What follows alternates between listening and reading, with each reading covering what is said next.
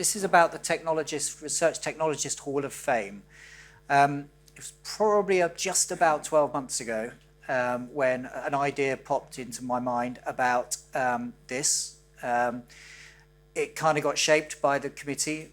We felt that it was something that should be done. And here we are today at the inaugural induction session. What is the Research Technologist Hall of Fame? Well, it's a chance to recognize just how fantastic technologists we have in this industry. That's those in the past and those in the present. You know, we all here today know more than perhaps anyone how much technology drives the research industry. It has been for many years, and that is because of the dedication, the expertise and brilliance of many people over those years. And it was felt by the ASC that sometimes they have not always received perhaps the recognition or been celebrated for the parts that they have played in the journey that we've all benefited from. So this is what the Hall of Fame is about. The Hall of Fame, as it suggests, is you get inducted into it and then you remain there. This is not an annual award. Over the last 6 months, we announced this at the conference in November. In that 6 months, we put together a panel of judges. We put a list of over 100 names have been on that list, and we've debated. And today we have come up with our first 6 inductees, which I will about to announce, and we're very excited about it. Along the way, we were very grateful and very lucky to have the support of Ipsos, who have sponsored this. So before I go in and reveal who's being inducted, I will just hand you to Sean from Ipsos just to say a few words. Thank you.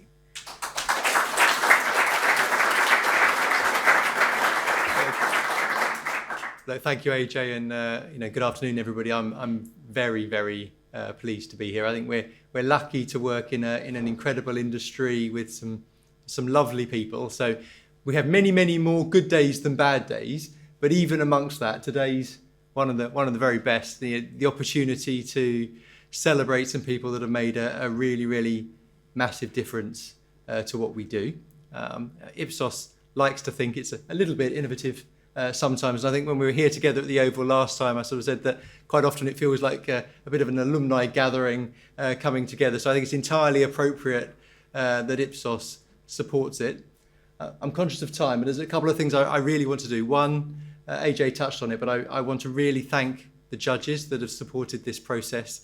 I witnessed firsthand just how diligent they were in their process and how seriously they took their responsibility. So thank you to everybody that played a part in the judging of this. You'll see the fruit of their labour shortly.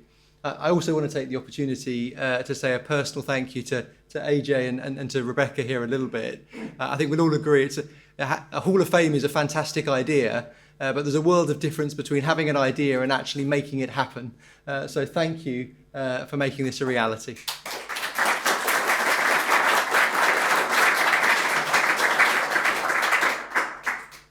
And as AJ said, the list of people that are about to be shared have not only made a real impact on what we do, they've quite often done it in a really humble and quiet way, and perhaps not received the recognition that their body of work has deserved. So in a couple of seconds, we're going to go some way to righting that wrong. I'm kind of conscious that lunch is looming as well. So without further ado, I'm going to hand back to AJ and we can get on with the real business. Thank you very much.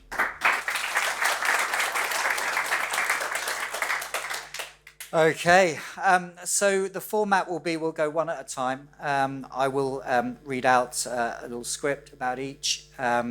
Those that are here will come and collect the award and say a few words. Some are not here, and therefore others will speak on their behalf. So let's do it. Okay, so today we recognize an individual whose vision and entrepreneurship helped shape the early foundations of modern online research technology. At a time when the internet itself was still in its infancy, this person saw possibilities that many others simply could not yet see. Recognizing that technology had the potential not just to support research, but to fundamentally transform it. Through innovation, ambition, and a willingness to think ahead of the market, they help create technology that influence the direction of our industry for decades to come. It is a great pleasure to induct Bjorn Haglund into the ASC Research Technologist Hall of Fame.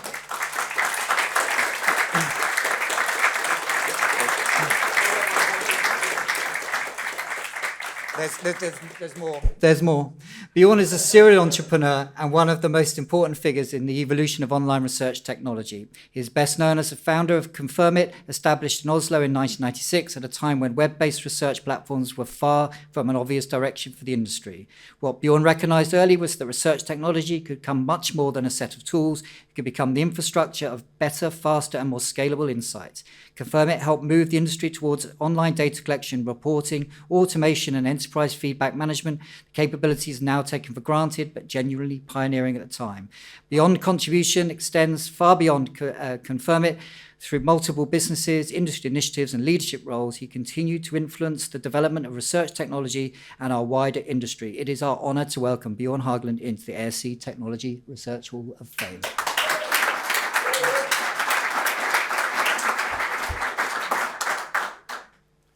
Well, thank you.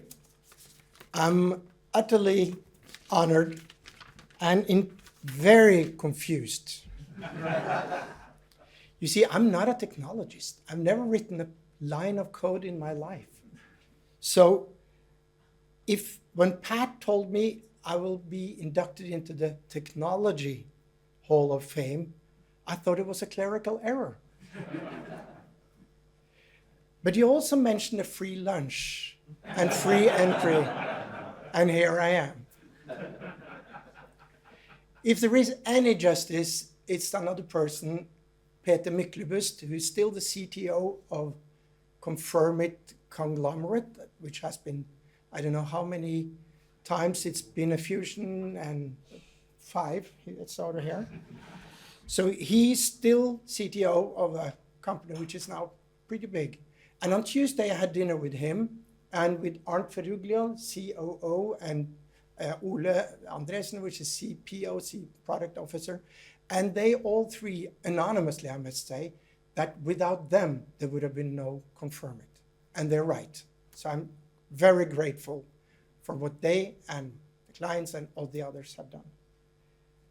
And speaking of Confirmit and what it has become, on Monday, Qualtrics completed an acquisition of what is now called Press Ganey Forsta for $6.75 billion.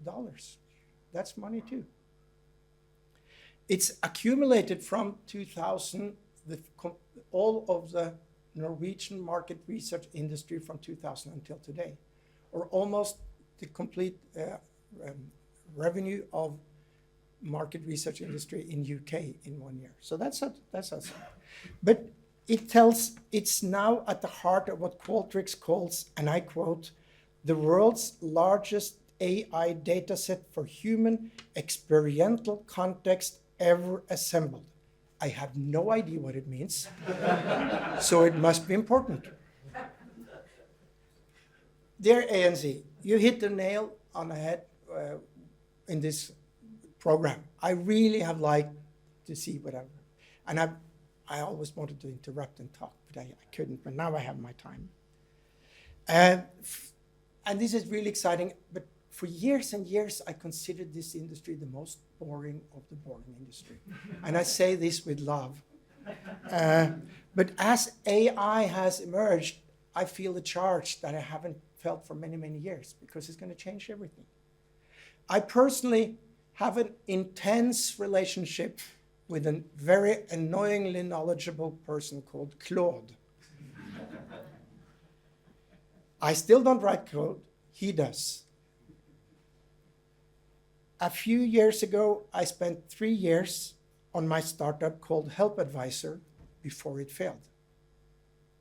With Claude at my side, I expect my next venture called Nemesis to fail in less than a year and with much less null culture.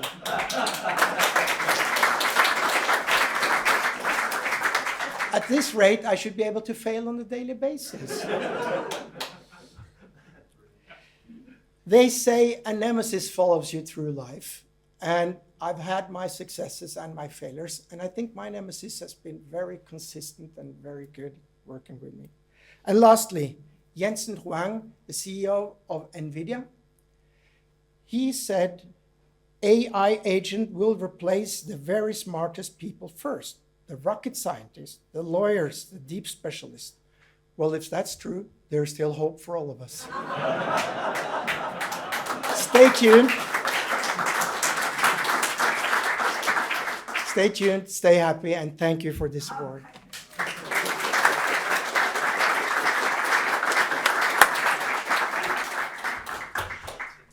Wow, that's excellent. Okay, number 2. Next, we would like to honor someone whose vision fundamentally changed the way our industry thinks about consumer engagement and research.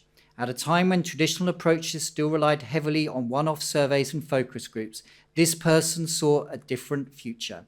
One where technology could create continuous, meaningful relationships between organizations and the people they sought to understand. Through entrepreneurship, innovation, and determination, they help refine what research could be and challenge the industry to think differently. It is our honor to induct Diane Hessen into the ASC Research Technologist Hall of Fame.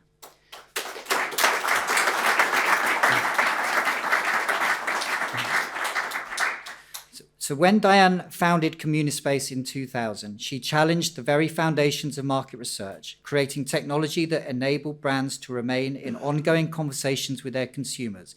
It was a bold vision at the time and one that proved transformational.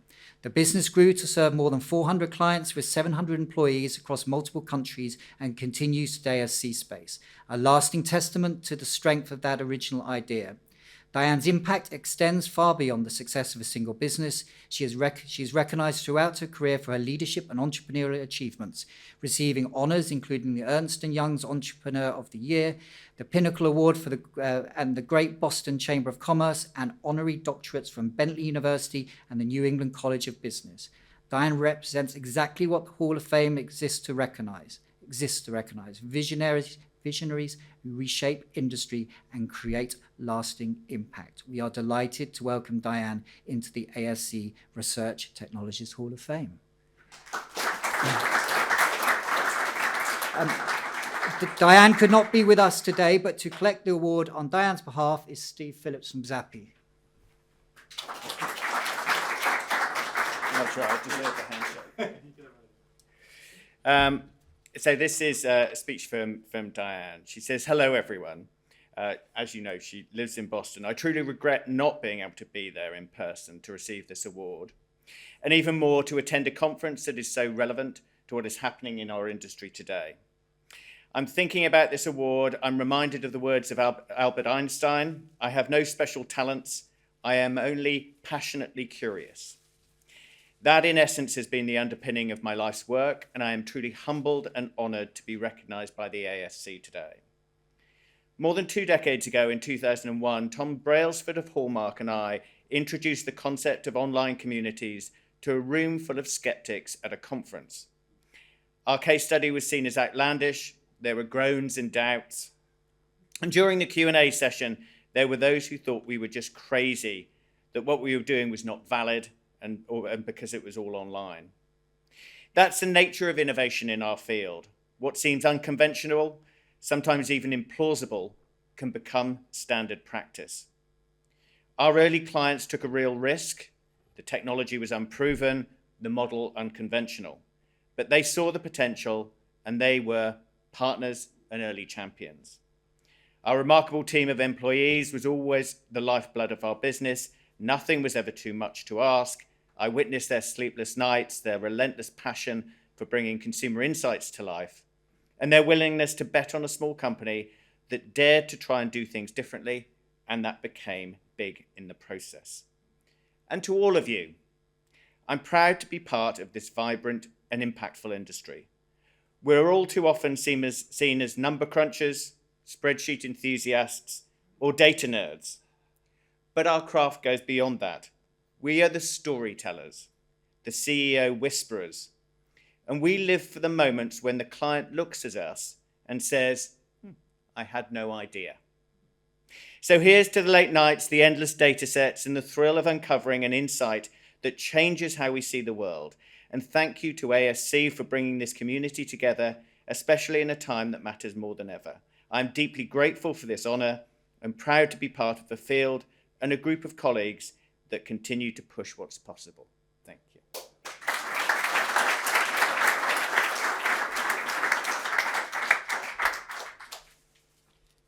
Okay.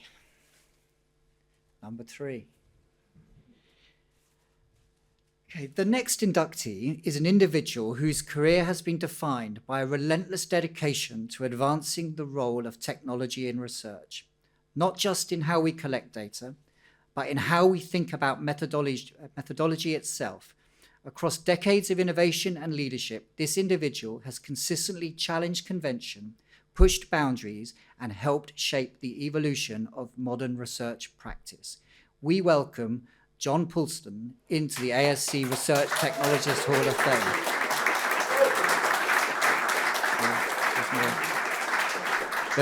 I'm going to talk about you, John. From founding Media Intelligence, where he pioneered some of the earliest innovations in online research technology, through to his work at GMI and Kantar, John has consistently pushed the boundaries of what research can be. At Kantar, as Vice President of Innovation, he led the development of award-winning survey design technologies and methodologies, transforming how we engage respondents and improve data quality.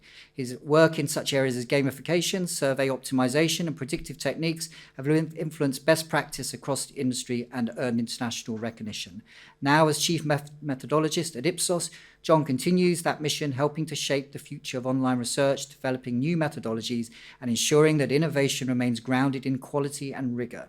But what truly sets John apart is not just what he has built, but what he has shared. He is a passionate industry thought leader, a frequent conference speaker, and someone deeply committed to improving our craft, always generous with his ideas, his insights, and his time. For his outstanding contribution to research technology, his innovation in methodology, and ongoing commitment to advancing our industry, it is an honor to welcome John Poulston into the ASC Research Technologists Hall of Fame.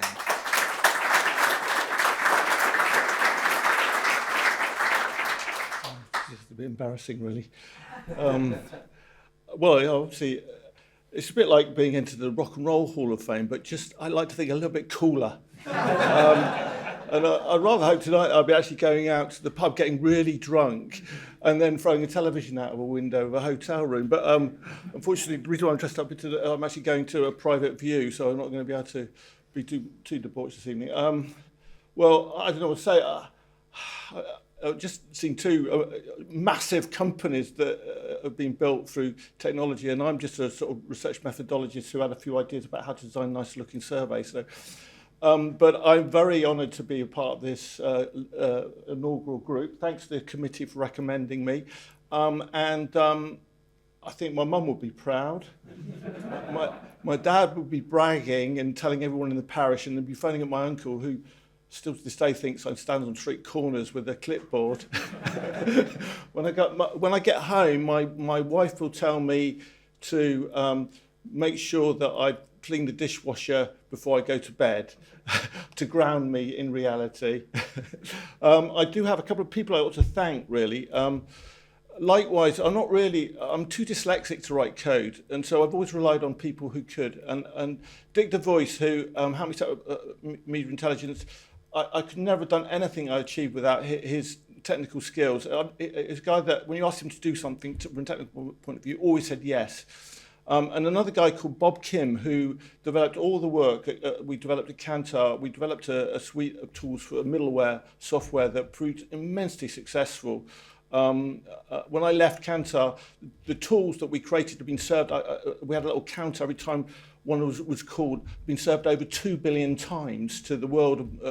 That's how many surveys we delivered out through that process. That was all developed by one guy called Bob Kim, who was an absolute technological genius. He's now up higher in Google developing their agentic systems. So, yeah, those 2 people. And then the other person I want to thank, and no one will know anything about this guy, is called John Williams, who was, in a sense, my mentor when I first joined the industry in the marketing field.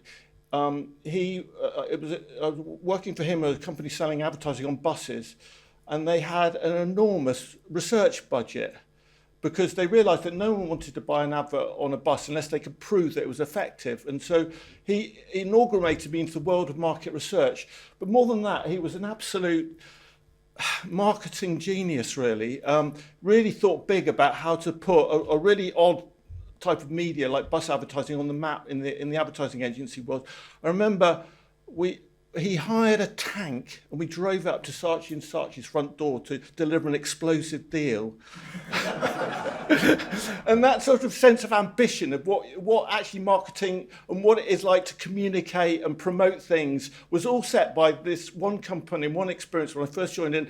To this day, his whole approach to thinking bigger about things has really influenced my entire career. And I just want to thank him to set me off in the right direction.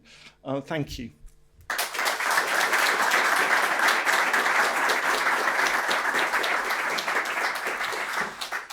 That's excellent. Okay, number 4. Some people are truly irreplaceable.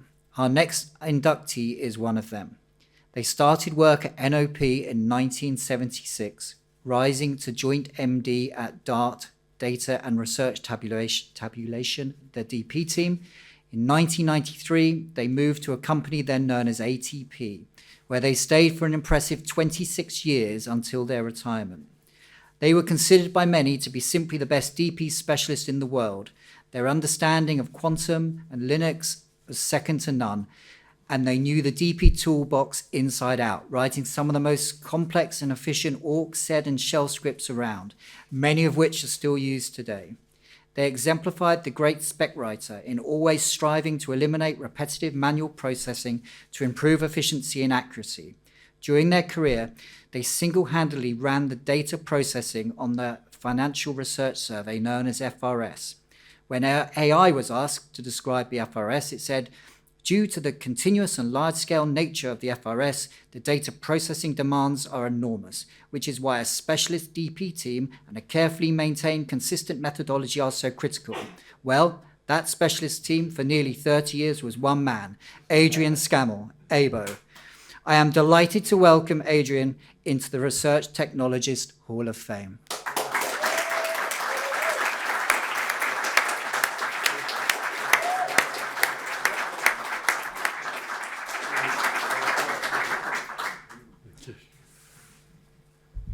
Lovely.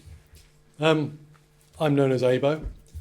Some people know me as ABO, some people know me as Adrian. One client thought we were two different people. It's wonderful to be nominated for this and actually to receive it. Can't believe it's actually me standing up here and not many of you who deserve it. One thing I do notice is that when I started in 1976 at NOP, everybody was under 30. Now, this room certainly changed. And that is something that obviously that you're talking about in this conference. Back then, as Phyllis was saying, everything was on punch cards, the data and the programs. And the computer, there was only one, sat by itself in a room, and the computer run was done overnight. So you only had one chance to get it right. And it didn't always go right, as you can imagine. We had a question on the omnibus survey that asked whether people had a telephone in the household, because at that time, not many people did. And we had to collect data to see if we had a good enough sample to launch telephone interviewing. And this is how it was. PowerPoint presentations, completely different. We had acetate and an overhead projector. Some of you know what I'm talking about. Others are going to have to Google it when you get home. We had to wait 5 years for Microsoft to come up with launch Windows, which was Windows version 1 in 1985. At last, we had what we call WYSIWYG instead of NROF and TROF. And anybody who understands what I'm talking about is a good generation. Market research has been an excellent place to work, full of interesting challenges and great people, and always something new to learn. Everything has changed beyond recognition now. You can even run polls on WhatsApp. Back in 1976, my starting salary was £1,800 a year, and I had to pay tax on that. So not everything changes. Thank you very much for this. It's a great honour to receive.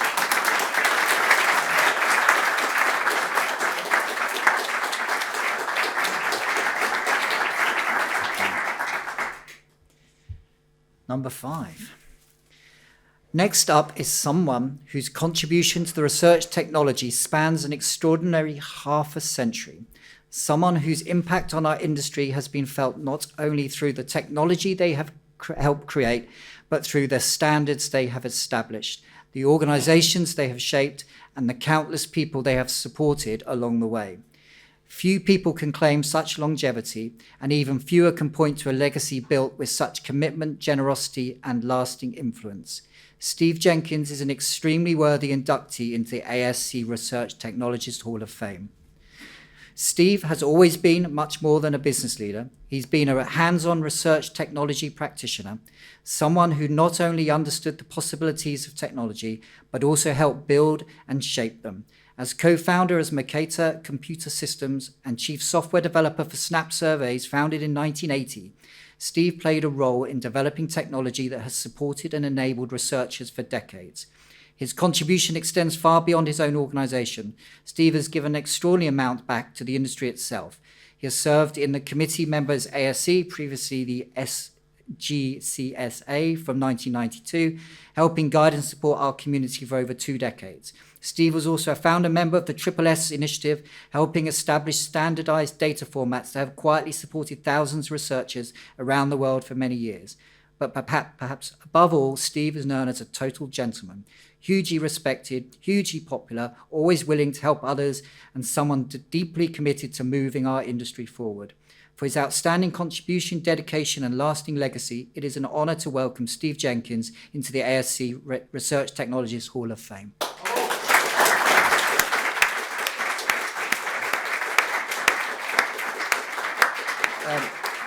Steve couldn't be here, but he recorded a video. Hello, conference. I'm sorry I can't be with you at the Oval today. Being chosen as one of the first inductees into the Research Technology Hall of Fame is genuinely an honour. When I started in survey work 50 years ago, I had no idea where things would lead. Within a few years, I had met Pete Wells and written the prototype of Snap. 46 years later, its namesake is still running interviews and analysing billions of data points annually. I must also mention Keith Hughes and Jeff Wright, who with me are long-time co-authors of the SSS standard. We were later joined by Lawrence Gerard, Ed Ross and Pat Malloy, all ex-ASC committee members. Very sadly, Keith, Lawrence and Ed are no longer with us.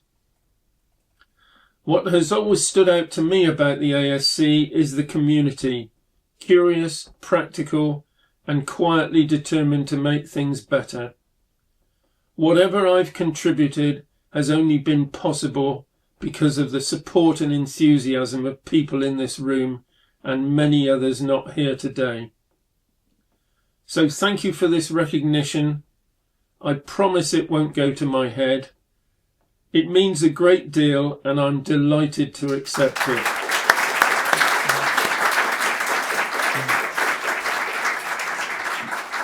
And to collect the award on Steve's behalf is Pete Wells. Please come up, Pete.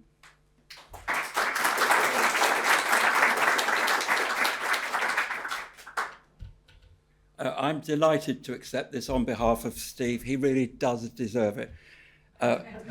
Now, he and I have worked together for 50 years, which in a marriage, it's pretty long term. But we've had a real blast for 50 years. We've never argued. We've enjoyed everything we've done, and we are still enjoying it. So hopefully there are a few more years in both of us. So thank you on his behalf.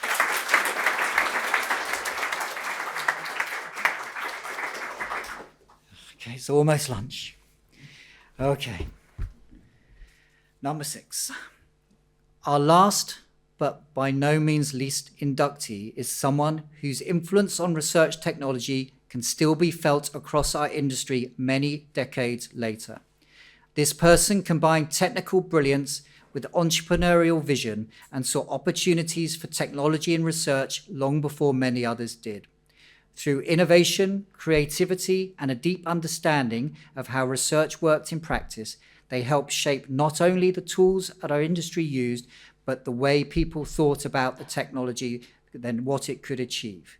As someone who was lucky enough to spend time and learn from him, it is my ultimate privilege to induct Ed Ross into the ASC Research Tech Hall of Fame.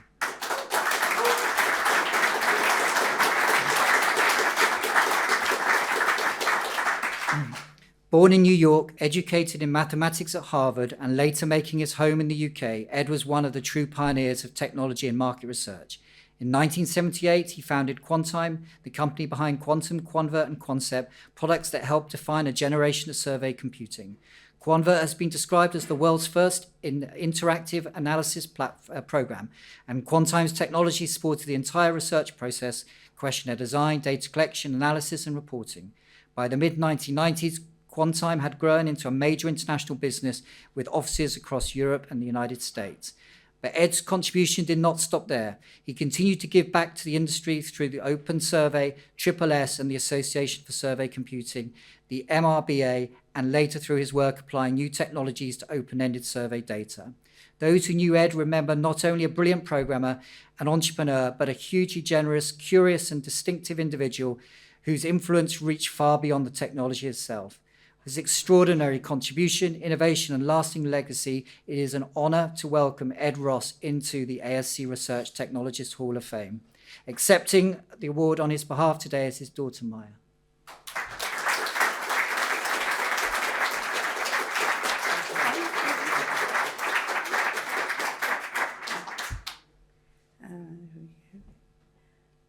Look at this. I heard that making these awards was much more work than the whole conference, so thank you for the work you put into that.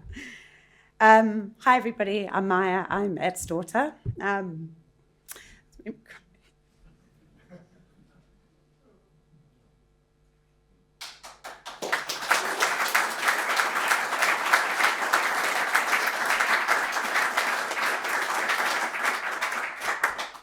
Sorry.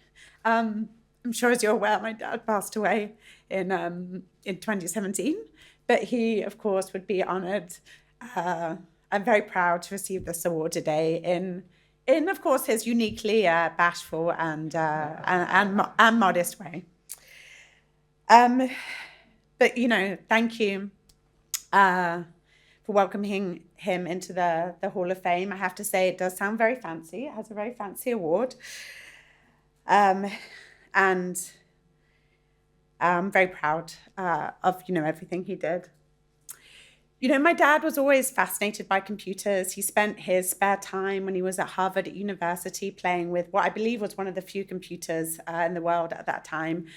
He described to me playing a game that he described as basically Nokia Snake, which appealed to me because, like, I was a child of the Nokia Snake generation, but with punch cards. And after leaving Harvard, he came to London, he wrote Quantum, he founded Quantime in 1978. And for him, Quantime wasn't just a company, it wasn't just work, it was really his life's work. I'm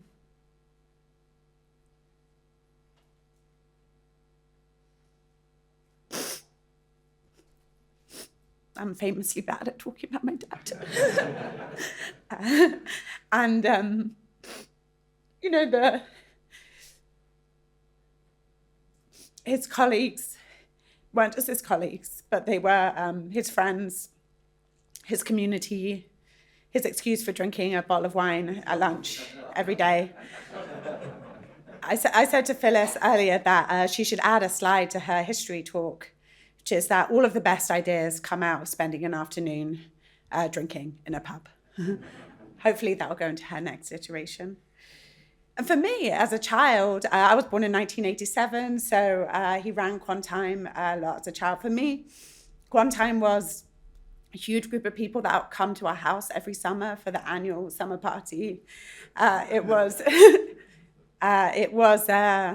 going bowling every Sunday with other families. It was meeting people at concerts and at dinners. It was, inheriting, when my dad passed away, millions of air miles from all of the travel around the world that he did, always economy, I must add, to see clients, to see his team members. For my brother, who's 5 years older than me, it was his first job. When he was 16, he did an internship at the company, helping to process surveys coming in. I must say, I understand he wasn't invited back, despite being the boss's son, given his performance. But it is a real delight to me today that his legacy is honoured through this, that it continues to live on. I'm no MR expert, I'm no survey technology expert, but I do hear that some people do continue to enjoy using quantum, which I understand is relatively historical these days. So if any of you do, I'd love to hear about that. So on his behalf, thank you. On my behalf, thank you for continuing to honour his legacy, for being his colleagues and his friends.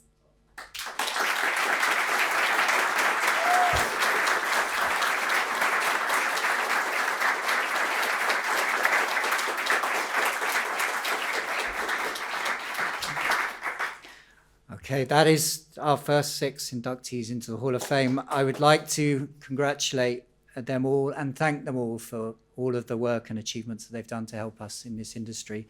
Sorry we're a bit late for lunch, but I think that was worth it. So thank you. Have some lunch and we'll see you in a bit later. Thank you very much.